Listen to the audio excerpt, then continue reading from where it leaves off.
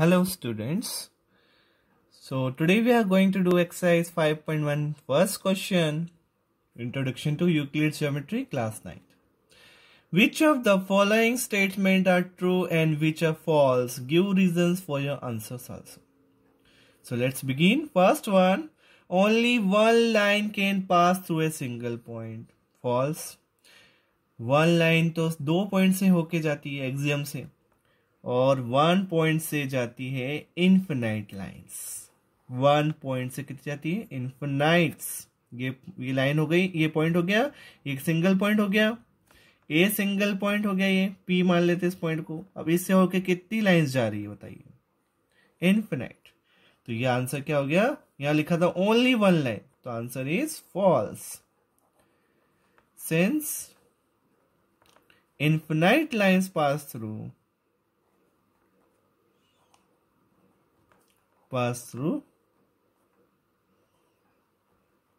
a single point.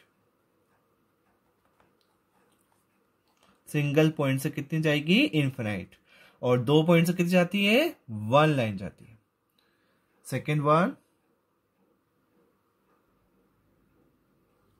Second, there are infinite number of lines which passes through two distinct point.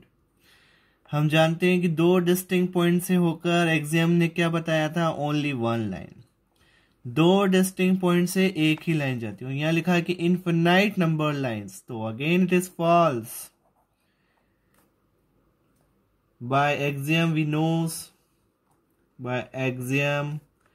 Know that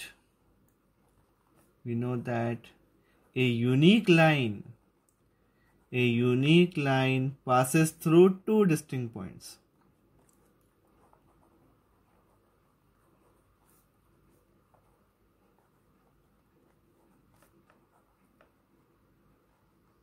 तो unique line जाती है, एक ही line जाती है, दो पॉइंट्स होके कितनी लाइन जाती है? एक ही जाती है। इसका आंसर फॉल्स या इन्फिनाइट दे रखा है।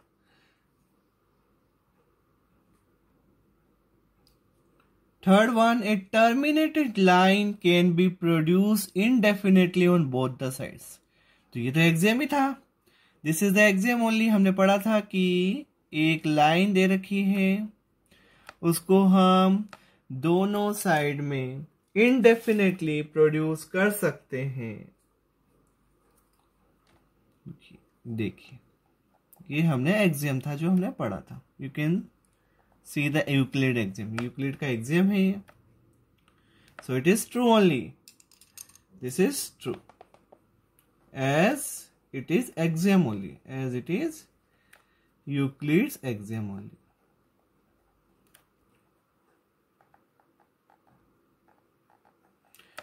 यूक्लिड ने जो हम आज लाइन सेगमेंट बोलते हैं, उसको यूक्लिड ने क्या बोला था? टर्मिनेटेड लाइन बोला था, जो कि इनडेफिनेटली दोनों साइड में प्रोड्यूस करते हैं, तो क्या बन जाती है? लाइन बन जाती है। तो हम लाइन और लाइन सेगमेंट पढ़ चुके हैं। टर्मिनेटेड लाइन को बोलते हैं लाइन सेगमेंट। तो ये यूक्लिड का एग्जाम है, इसका आंसर इट इज ट्रू।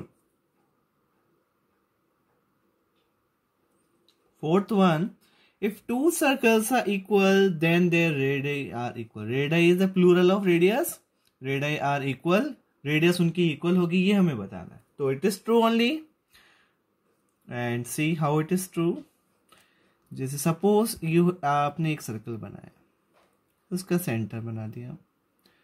एक सर्कल वो बनाया जो सेम था, दो सर्कल इक्वल बनाने हमें, ये एक सर्कल वो बना लिया। नाउ अगर इस सर्कल को इस सर्कल के ऊपर हम सुपर इम्पोज करते हैं, इस सर्कल को उठा के इस सर्कल को कट कर ले, इस सर्कल को इस सर्कल के ऊपर लाते हैं, तो देखेंगे कि उनका रीजन, उसका रीजन सेम होगा, उनकी बाउंड्री कोइंसाइड करेगी। इसकी जो बाउंड्री है इसकी बाउंड्री के ऊपर आ जाएगी, और इसका सेंटर इस सेंटर के ऊपर आ जाएगा। So if you super impose the region bounded by one circle to on the other circle, then they coincide, their boundaries coincide, their centers coincide, and therefore their radius will be equal only. So write the reason by yourself only. Whatever I told you, so write that. Okay. Now we'll do the next one.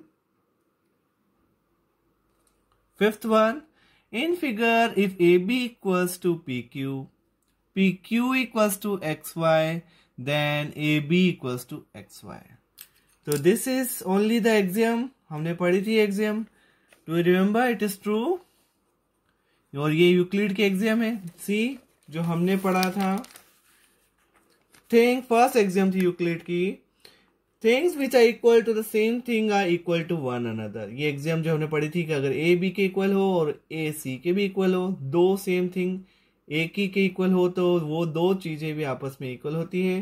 तो same here A B P Q के equal है, P Q X Y के equal है, तो A B किसके equal होगा? X Y के. So true by first axiom of Euclid.